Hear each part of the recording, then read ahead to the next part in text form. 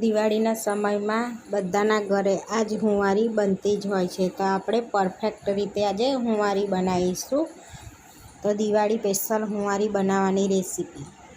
તો તમને જો મારો વિડીયો ગમ્યો હોય તો લાઈક, સબસ્ક્રાઈબર ને શેર કરી દેજો અને કોમેન્ટ કરીને જરૂરથી જણાવજો કે તમને આ મારી રેસીપી કેવી લાગે. અને આ હુંવારી ક્રિસ્પી બને છે તો આપણે ક્રિસ્પી એવી હુંવારી સોફ્ટ. ફ્રેન્ડ્સ, આજે હું શેર કરીશ તમારી સાથે હુંવારી બનાવવાની રેસીપી. તો અહીંયા આગળ આપણે 1 કપ મેદો લઈ લઈશું. હવે એને ચારી લઈશું આપણે. તો આપણે મેદાને ચારી લીધો છે.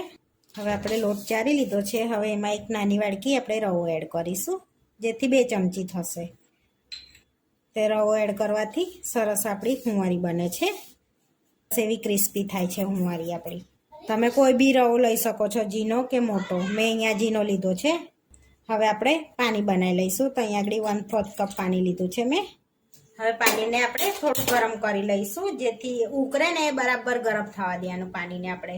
તો આ રીતે બરાબર આપણે ઉકળવા દેવાનું પાણી. તો ઉકળી ગયું છે. હવે ઉતાર લઈશું નીચે. હવે એક નાની વાડકી આપણે ખાંડ એડ કરીશું અને ખાંડને ઓગાળી લઈશું આપણે સરસ એવું. હવે પાણીમાં જ આપણે 2 ચમચી તલ એડ કરી દઈશું, જેથી આપણે તરતી વખતે બહુ ફૂટીને બહાર ના નીકળે એટલા માટે. તો આપણે સરસ ખાંડ ઓગળી ગઈ છે. હવે લોટની અંદર આપણે ચપટી ઇલાયચી એડ કરીશું, જેથી ઇલાયચી પાવડર એડ કરીશું એટલે ટેસ્ટ સારો આવશે હુંવારીનો. ચપટી મીઠું એડ કરીશું. હવે એની અંદર ઘી એડ કરીશું. તો 3 ચમચી આપણે ઘીનું મોવન લઈશું આપણે. તો અહીંયા 3 ચમચી મેં ઘી લીધું છે. તો હવે મિક્સ કરી લઈશું પહેલાં. સરસ એવું બધું મિક્સ થઈ ગયું છે. તો આ રીતનું બાઇન્ડિંગ થવું જોઈએ આપણે લોટમાં, એટલે સરસ આપણી ક્રિસ્પી બને ને મોડામાં વાગે પણ ના હુંવારી. હવે જે પાણી બનાવ્યું હતું ને એ એડ કરીશું આપણે. તો થોડું થોડું એડ કરતા જઈશું અને કઠણ લોટ બાંધી લઈશું આપણે એનો. તો હુંવારીનો લોટ એકદમ કઠણ હોય છે. તો બીજું બધું પાણી એડ કરી દીધું છે આપણે લોટમાં. તો તમે ખાંડ તમારા ટેસ્ટ પ્રમાણે એડ કરી શકાય છે, વધારે કે ઓછી. તો આપણે સરસ એવો કઠણ લોટ બંધાઈ ગયો છે. હવે થોડુંક ઘી એડ કરીશું આપણે અને હવે 1 મિનિટ સુધી આપણે એને કેળવી લઈશું. તો સરસ 1 મિનિટ થઈ ગયો છે. સરસ કેળવી લીધો છે આપણે લોટને. હવે 10 મિનિટ માટે આપણે એને રેસ્ટ આપીશું, જેથી મેદો છે ને એટલે સરસ પલળી જશે. 10 મિનિટ થઈ ગઈ છે રેસ્ટ આપે આપણે લોટને. હવે આપણે મિક્સ કરી લઈશું. તો આપણે કઠણ લોટ બાંધવાનો છે હુંવારીનો. આ રીતનો કઠણ જ રવા દેવાનો લોટ. હવે આમાંથી આપણે નાના નાના કુલ્લા કરી લઈશું. તો તમારે જેટલી મોટી બનાવી હોય ને એટલા મોટા ગુલ્લા કરવાના. તો આપણે આટલી બનાવીશું તો આટલા ગુલ્લા કરી લઈશું. બધા ગુલ્લા કરી લીધા છે. હવે આપણે વણી લઈશું એને. હવે આપણે એક ગુલ્લો લઈ લીધો છે. તો હવે વણી લઈશું આપણે એને.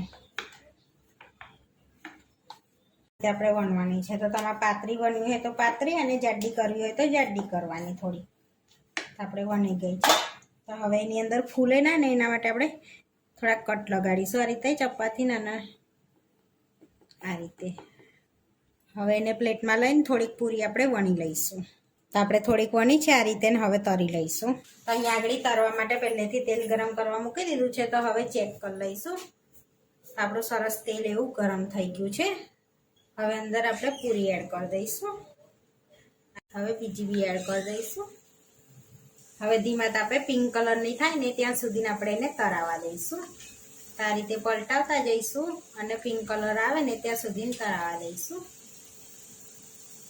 તો આ રીતની હુંવારી તરવાની આપણે. તો આ રીતનો કલર આવે ને ત્યાં સુધી તરાવા દેવાની. હવે આપણે પ્લેટમાં લઈ લઈશું એને. હવે તેલ નિતારીને આપણે પ્લેટમાં લઈ લઈશું એને. હવે આપણે આ રીતે બધી તરી લઈશું. બધી હુંવારી તરીને રેડી કરી દીધી છે. તો જો તોડીને બતાવું, એકદમ ક્રિસ્પી આપણી હુંવારી રેડી થઈ ગઈ છે. અને સરસ પોચી બી સરસ બની છે કે મોડામાં બી ના વાગે, મોડામાં ના વાગે એવી બની છે સરસ. તો હવે પ્લેટમાં આપણે સર્વ કરી લઈશું. તો સરસ આપણી હુંવારી બનીને રેડી થઈ ગઈ છે.